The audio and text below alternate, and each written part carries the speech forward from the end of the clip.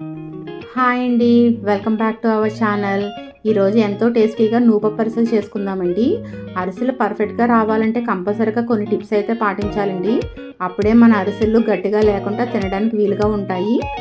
నేను చెప్పిన టిప్స్తోని అరిసెలు చేసినట్లయితే ఫస్ట్ టైం అయినా సరే మీ అరిసెలు చాలా టేస్టీగా వస్తాయండి. మీరు కనుక ఫస్ట్ టైం నా ఛానల్ చూస్తున్నట్లయితే ప్లీజ్ నా రెసిపీ నచ్చితే కంపల్సరీగా సబ్స్క్రైబ్ చేసి సపోర్ట్ చేయండి. Thank you. ఒకసారి ఎలా చేయాలో తయారీ విధానాన్ని చూసేద్దాం. ముందుగా పాకం కోసం మందపాటి గిన్నెని తీసుకోవాలండి.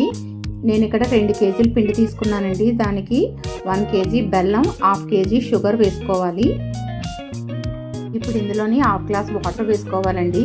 ఇప్పుడు అదంతా బాగా కలుపుకొని పాకాన్ని మరిగించుకోవాలి. బెల్లం కరిగేంత వరకు స్టవ్ని హై ఫ్లేమ్లో పెట్టుకొని తర్వాత బెల్లం కరిగిన తర్వాత సిమ్ చేసుకోవాలండి. పాకం రెడీ అయ్యేంత వరకు మనం ఇలా గట్టిగా కలుపుతూ చెక్ చేసుకుంటూనే ఉండాలండి. పాకం ఇలాగా వాటర్లో వేసుకుంటే ఇలా మనం దగ్గరికి తీసుకున్న తర్వాత మన చేతికి ఇలా తీసుకోగానే జెల్లీలా ఫామ్ అవ్వాలండి. అంతకంటే ఎక్కువసేపు ఉంచితే మనకి అరిసెలు గట్టిగా వచ్చేస్తాయండి. చూడండి, ఈ కన్సిస్టెన్సీ వస్తే మన అరిసెలు పర్ఫెక్ట్గా ఉంటాయండి. ఇప్పుడు పాకం రెడీ అయిపోయిందండి. స్టవ్ ఆఫ్ చేసుకుందాం. ఇప్పుడు ఇందులోని ఒక 10 ఇలాచి, 2 స్పూన్స్ పంచదార కలిపి మిక్సీ చేసిన పౌడర్ని ఇందులో కలుపుకుంటున్నానండి. ఇప్పుడు పాకంలోని కొద్దిగా తడిపిండి వేసుకొని కలుపుతూ ఉండాలండి. నేను ఇక్కడ అరిసెల కోసం రేషన్ బియ్యం తీసుకున్నానండి. రేషన్ బియ్యం అరిసెలకు చాలా టేస్టీగా ఉంటాయండి. ఈ బియ్యాన్ని నేను 2-3 సార్లు శుభ్రంగా కడుక్కొని ఒక రోజంతా నానబెట్టుకున్నానండి. ఫుల్ డే ఒక రోజంతా నానబెట్టుకున్న బియ్యాన్ని శుభ్రంగా మనం నీళ్ళన్నీ వార్చేసి 1 గంట పాటు పక్కన ఉంచాలండి. తర్వాత మెత్తగా పిండి ఆడించుకోవాలి. పిండి ఆడించుకున్న వెంటనే మనం పాకాన్ని రెడీ చేసుకొని కలిపేసుకోవాలండి. ఎక్కువసేపు మనం పిండి ఆరిపోకుండా చూసుకోవాలి. పిండిని ఇలాగా గట్టిగా కలుపుకోవాలండి. ఇప్పుడు ఇందులోని 3-4 స్పూన్ల గీ యాడ్ చేసుకుందామండి. ఇప్పుడు మొత్తం పిండికంతా పట్టేలాగా బాగా కలుపుకోవాలి. మనకి పిండి కన్సిస్టెన్సీ ఇలా చేతితో పిండి తీసుకుంటే చేతికి అంటుకోకుండా ఉండయి. అరిసెత్తుకోవడానికి ఈజీగా ఉండాలండి. మన పిండి పర్ఫెక్ట్గా రెడీ అయిపోయిందండి. పిండి ఆరిపోకుండా ఇలా చేతితో ఒత్తుకోవాలండి. ఇప్పుడు మూత పెట్టుకొని పక్కన పెట్టుకుందాం. మనం ఎప్పుడైనా ఎక్కువ క్వాంటిటీలో పిండి రెడీ చేసుకుంటే ఇలా రెడీ చేసుకున్న పిండిని ఒక బాక్స్లో పెట్టుకొని ఫ్రిడ్జ్లో పెట్టుకుంటే 15 డేస్ అయినా సరే మన అరిసెలు పర్ఫెక్ట్గా వస్తాయండి. చాలా బాగుంటాయి. ఒకసారి ట్రై చేసి చూడండి. మనకి అరిసెలు ఒత్తుకోవడానికి ఇలా ఆయిల్ కవర్ కానీ బటర్ పేపర్ కానీ తీసుకోవాలండి. అరిసెలు చేసుకోవడానికి మనం ఒక పెద్ద నిమ్మకాయ సైజ్ అంతా బాల్స్ని రెడీ చేసుకుందామండి. పిండి ఒకేసారి బయట తీసుకోకుండా ఇలా కొద్దిగా మనం పిండిని బయట పెట్టుకొని మనం అరిసెలు ప్రిపేర్ చేసుకుంటే పిండి ఆరిపోకుండా ఉంటుందండి. ఇలా రెడీ చేసిన ఉండల్ని మొత్తం ఉండకంతా పట్టేలాగా నూపప్పు అద్దుకోవాలండి. ఇప్పుడు ఆయిల్ రాసిన కవర్ మీద ఇలాగా రౌండ్గా చేత్తోని అరిసెను ఒత్తుకోవాలండి. ఇప్పుడు ఈ అరిసెని జాగ్రత్తగా కవర్ నుంచి రిమూవ్ చేసుకొని ఆయిల్లో వేసుకొని ఫ్రై చేసుకోవాలి.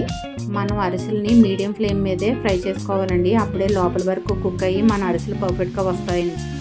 ఇలాగ ఆయిల్లో వేయగానే మన అరిసె పూరీలా పొంగాలండి. అప్పుడే మన అరిసెలు బాగుంటాయి. ఇలా ఫ్రై అవ్వగానే రెండో వైపు కూడా టర్న్ చేసుకోవాలి.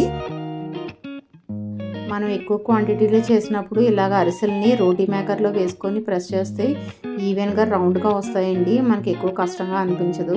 మీ దగ్గర ఏమైనా రోటీ మేకర్ అవైలబుల్గా ఉంటే ఇలా చేసుకోండి. చూడండి, రౌండ్గా భలే వచ్చింది కదా. ఇప్పుడు ఇలా ఫ్రై అయిన అరిసెని ఇలాగ రోటీ మేకర్లోనే ప్రెస్ చేసుకుంటే ఎక్సెస్ ఆయిల్ ఏమైనా ఉంటే రిమూవ్ అయిపోతుందండి. ఇప్పుడు ఇలా ఒకసారి గట్టిగా ప్రెస్ చేస్తే ఎక్సెస్ ఆయిల్ ఏమైనా ఉంటే రిమూవ్ అయిపోతుంది. ఇలా ఒక్కొక్క అరిసెని ఇలా రెడీ చేసుకోవాలండి. చూడండి, అరిసె పర్ఫెక్ట్గా వచ్చింది కదా. మీ దగ్గర అరిసెలు ప్రెస్ చేసుకోవడానికి ఏమీ లేకపోతే ఇలా ఆల్టర్నేటివ్గా ఏదైనా చూస్ చేసుకొని ఇలా ప్రెస్ చేసుకుంటే సరిపోతుందండి. ఇదే ప్రాసెస్లోని మనం అరిసెలను రెడీ చేసుకొని ఆయిల్లో ఫ్రై చేసుకొని ఒత్తుకోవాలండి. రోటీ మేకర్ని ఇలాగా క్రాస్గా పెట్టుకుంటే ఎక్సెస్ ఆయిల్ కిందకు వచ్చేస్తుందండి. ఇది మళ్ళీ మనం తిరిగి ఆయిల్లో వేసేసుకోవచ్చు. ఇలా ఒకదాని తర్వాత ఒకటి ఆయిల్లో ఫ్రై చేసుకొని మనం అరిసెలను రెడీ చేసుకోవాలండి.